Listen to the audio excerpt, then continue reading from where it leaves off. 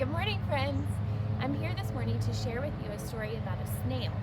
And it's kind of a true story because a couple of weeks ago, we went to preschool and we picked up our worm bin that's been living in school, and we brought it to our house, and when we opened it up, we saw that the bin was filled with some worms and lots of baby snails.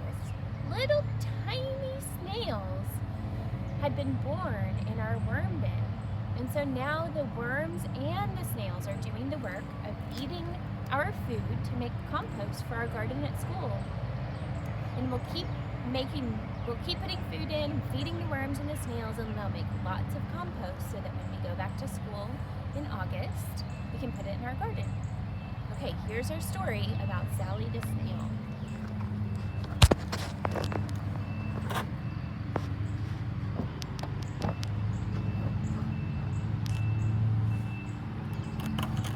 Sally the snail was a very large snail who lived happily in the compost of Anne's garden. She lived in the bin of compost. Sally had a very large shell and a body, sort of like a foot. And her body did something very special. It made a slimy trail for her to move along. Slippery, slimy, all along the slimy trail. Sally loved living in the compost bin because there were so many good things to eat. Some days she had fresh lettuce.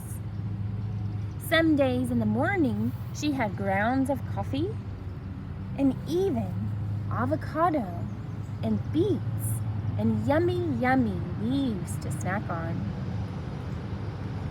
Sally lived happily in the compost, and when she ate her food, she made a dirt that the farmer could use in her garden. Well, one day, Sally was eating happily in the compost bin, and someone approached her. A big, dark figure came. It was not Farmer Ann. It was someone she had never seen before. That hand picked her up to hold her, and Sally, scared out of her mind, slid her body right inside herself into her house to protect herself. Mommy, look at this beautiful shell I found. Wow, it is so beautiful. It has stripes and colors. I love it. It's the biggest shell I have ever seen. The biggest snail shell. Can I keep it? Oh no, that snail might have a job to do. But is it still alive? I don't know, I don't see it. It looks like there's nothing there. It must just be a shell. I'll toss it back. And the person who picked up Sally walked away and left her safely in the compost bin.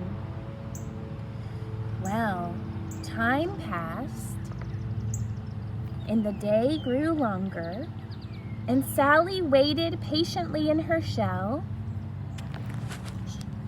She listened and listened to make sure that it was safe. And then, when she knew that no one else was around, Sally came out of her shell to happily eat the compost again.